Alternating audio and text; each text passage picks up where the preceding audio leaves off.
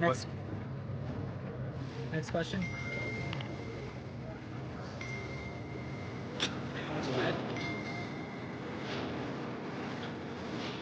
Maybe boxing news, Nakisa. You mentioned Shadaysha Green potentially fighting Clarissa Shields as someone that you wanted to fight. Obviously, without looking past the opponent we have at hand, what gives you the confidence in Shadaysha's ability to be able to fight Clarissa Shields and pull off a victory? Shadaysha's one of the best all-around fighters in the sport of boxing to see. And when we signed Amanda, it was Amanda that said, should look at Shadaysha Green. Look at what she does in the gym, the knockout power that she has. And as we signed Shadaysha, I think that's why I was speaking about the process of being on that big stage and the opportunity and the platform. And sometimes she showed you all the skills, and sometimes didn't come through that night. And that happens for every fighter, don't get me wrong, she's not unique to her.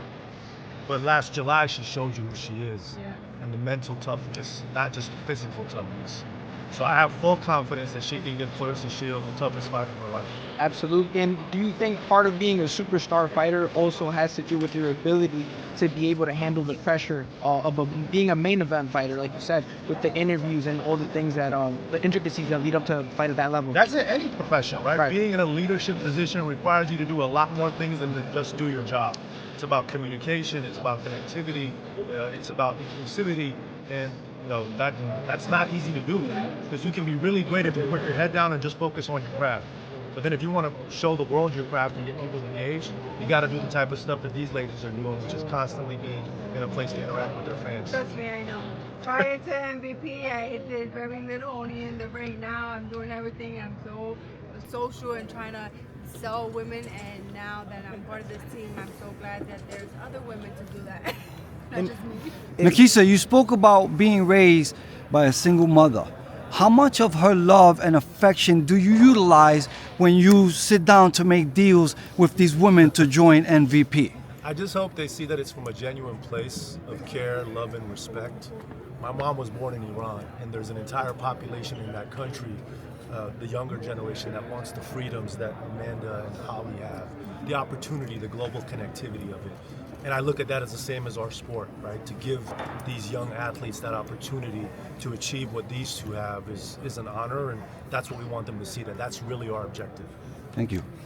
Nakisa, congratulations on your new venture, this partnership with ESPN. We know they're the worldwide leader in sports, and they're very versatile with their days. Any thoughts on having fights maybe Friday nights, Tuesday nights, maybe even Sunday nights? Yeah, look, our first date is a Friday night, right? Friday, April 17th. And the second one is Saturday night with Stephanie and Holly. So we have that flexibility that we're working with them to find the best windows to be on linear, to give maximum exposure to our product and to our athletes. Hey, Amanda, Jay, Sportbox TV official, how are you? Congratulations, everyone, on the ESPN deal. I noticed that on the stage you only had the WBO title. Do you still hold the WBA at 126? Actually, I do have both. Okay. It's just that the belts are left in Puerto Rico and I'm here in New York. I need like double of everything so I can have my house in Puerto Rico and my house in New York. Okay. She has a few homes in Puerto Rico, so I don't know which one it's at, but she's got a few. Like there. I was in the middle. I was next to Stephanie's WBA and my WBO, but yes, and then the ring I still have. Okay, so that's good news. So Carolina. just to follow up on that, out of everyone on stage, there was only two people that were in the same division, yourself and Tierra Brown, but Tierra Brown holds the WBC. Are you open to fighting 2-minute rounds and unifying, or is that out of the question? No, it's not out of the question. Listen, MVP is all part of putting big and the best, fighting the best champion versus champion. Listen, there's another champion, the IBF champion. Maybe Tiara can fight Nina Mech, and she can showcase. I want the world to find out and know who Tierra Brown is. That's what was one of the main things I really wanted Tiara to come onto MVP, because she's a great fighter. And then maybe in the future we can have that fight. But the 2 minutes is the only thing that's got me a little like, I love the 3 minutes. Because I love to fight, and obviously I get 1 extra minute to fight, so and throw punches. But listen, Nakisa, MVP, they doing what they're doing, and I know they're gonna have the best for us. Thank you. Amanda, Go ahead. if it was ever the right name or right opportunity, would you ever jump back into the cage?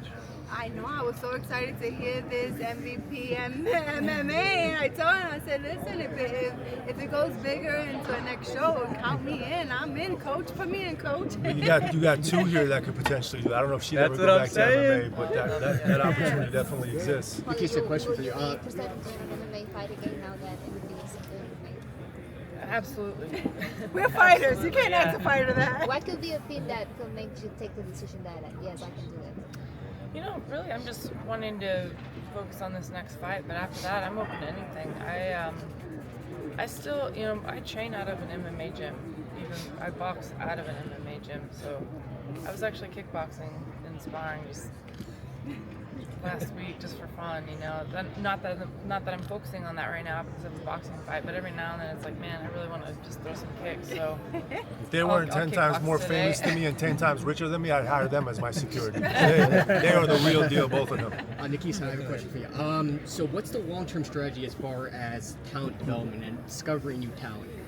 As far as growing the brand too, because we have veterans, but what's the long-term Listen, strategy? we have a lot of prospects that we've announced. We have over 40 fighters as of today, and that will continue to grow. But it has to make sense in terms of the amount of output that we have, that we keep our current athletes active, right? Activity is a big part of their sport, and the opportunity to continue to display your skills. So it's a balancing act and having realistic expectations of what the opportunity set is. But we want to become as large as we can in terms of the female ecosystem within the sport of women's boxing. MVPW1, MVPW2, and 3, and so forth. Why add the numbers to your events now? Just for clarity, just so people understand how we've been doing this for women's boxing, and to have a distinct brand that signifies the women. Ali, what's your prediction for Rousey and Serrano, and do you have any advice for her to avoid the famous armbar submission? I think that whoever sticks to their game plan is going to come out with the win. You know, Gina hasn't been in there in a long time, but she's not a stranger to the spotlight. She was one of the first females to be on cable television as a main event. And so she's been there, she's not a stranger to it. Same thing with Rhonda, she's been a champion, she's been an Olympian for a reason, she's put a lot of work in. She is very hard to beat with, what her best skill set is. So, Gina's gonna have to fight to not get there, and she's putting the work in. And Rhonda, we'll see when she comes back too. I think we'll see when the fights, as soon as the first punches are thrown, I think you can really see it where a fighter's gonna go from there. Maybe you get the winner. I would love it. Holly, as far as your fight with Stephanie Hahn last time around, it was a barn burner of a fight. Super exciting. Can you talk to us about your upcoming rematch against her in El Paso, Texas? How that's going to play out? And just definitely, I'm never one of that wants to make excuses for anything. I just look at what could have been done better, and I address it and move forward. So we're obviously putting in the work in the gym, and just polishing things for the rematch. Does fighting in her hometown give you any more pressure to be able to win in a decisive matter such as a knockout? I think that definitely there's a lot that is going against me in that fact that that's with any time you go to somebody else's hometown, you got the hometown crowd, that's okay. It still comes down to her and I in the ring, and I definitely need to make it happen and make it very quick. Amanda, congratulations. You are headlining the Garden. No, I'm not. No? No. Alicia Baumgartner is. Oh, Alicia is. It's her night. Okay. April 17th. Nakisa, your story is great as far as your journey to success, where you've been and where you've come from. What would you tell a younger version of yourself? If you could talk to yourself from 20 years ago, 15 years ago, what would you tell your younger self? Even though your journey's been great, what advice would you give yourself? Thank you. Just hard work, discipline, and the right intentions. Right? And if you have those three ingredients, even if you're not that talented, which I am not, then you have a path to success. What you think you are talented? Thank you. I was not a good student most of my life. I did not follow the straight path most of my life. But when the light flicked on and I realized that if I wanted to provide for my family, for my mom, to the life she used to have in Iran, that's when I got very focused, and I cut out old friends that were leading me in the wrong direction. I cut out anything to do with drugs or alcohol, and just really focused on getting the best education I could, and then following a straight and narrow path to success. Following that up, you come from the UFC. Outside of the negative stuff, what positive stuff did you take out of there that you're transitioning and bringing in to your promotional company? I have always been very clear. UFC is the best combat sports promotion in the world. Nothing comes close to it. So of course I learned a tremendous amount from Lorenzo Fertitta. I learned a tremendous amount from Dana White. A lot of good, some of what I don't want to do, right, in terms of how I treat fighters and interact with them and really put them first. But listen, UFC is by far and away the best training ground to understand the business of combat sports. That's why when people ask me about Zuko boxing, I always say the same thing. They're going to be successful. They have amazing capital partners, right? Extremely intelligent operators, and a massive brand in UFC and WWE to help propel the boxers on that platform. Thank you for that. Nakisa, right over there. Nakisa, you know, one of the biggest fights in women's history was Katie Taylor versus Amanda Serrano. 3 times. 3 times, right? Let's do a 4th time in Ireland. I don't mind. Nakisa, a lot of people would say that one of the biggest fights in women's boxing today would be Shadaysha Green versus Clarissa Shields. How far are we from watching this fight, come to fruition? Listen, I'll give it to Clarissa. She reached out right after her last fight and said, "Hey, let's sit down and talk." And I had to kind of play it coy a little bit because I knew we were going to announce Shadaysha fighting Lonnie Daniels, and so maybe that's why the Michaela Mayer discussion has kind of taken more of a spotlight. But look, hopefully Clarissa comes to April 17th, and there's a path to make that fight. Absolutely. Now, One more question. Oh, Amanda, I want to ask you a question.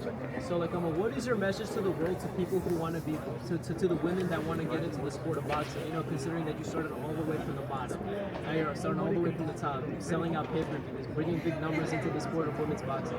What is your message to the young females out there who say, "I want to be a good fighter like Amanda Serrano"? Like Amanda Serrano is my inspiration. ETC, Amanda Serrano is everything. So, what is your message to the young generation who say, "I want to be just like Amanda Serrano"? Believe in yourself. Believe in yourself. Show up and do what you have to do. Greatness requires sacrifice. I sacrificed my whole life to be where I'm at now. Apparently, it helped. It did what it had to do. I am on the best platform with the best promoter. Now I brought all my friends along to do the same thing and put the spotlight on them. It's not all about me. You have to be able to show the world that there's other women in this sport, and just believe in yourself and be you. Of course, congratulations. And one last one. yeah, Nakisa, touching one more time on the Clarissa and Shadaysha fight. Being that that's probably one of the biggest fights right now in women's boxing, is a 12-rounder something that you guys would look at possibly, making it in that fight? I think it's up to the athletes and the sanctioning bodies, right? So if the athletes want it, then we will do everything we can to work with the sanctioning bodies to deliver that result for them. But it comes down to the athletes. When Amanda wanted to do 3-minute rounds, it was her choice. And that's really the message. It's about choice, not as much about hey, it's it's women's empowerment or equality is, yes, the goal, but it's equality by choice. You want to do 2-minute rounds, we support that. You want to do 3-minute rounds, we support that, and we'll do our best with the sanctioning bodies to achieve it. Thank you. Thank you, everybody. Thank you, everyone. ladies. Thank you. We're gonna have another round.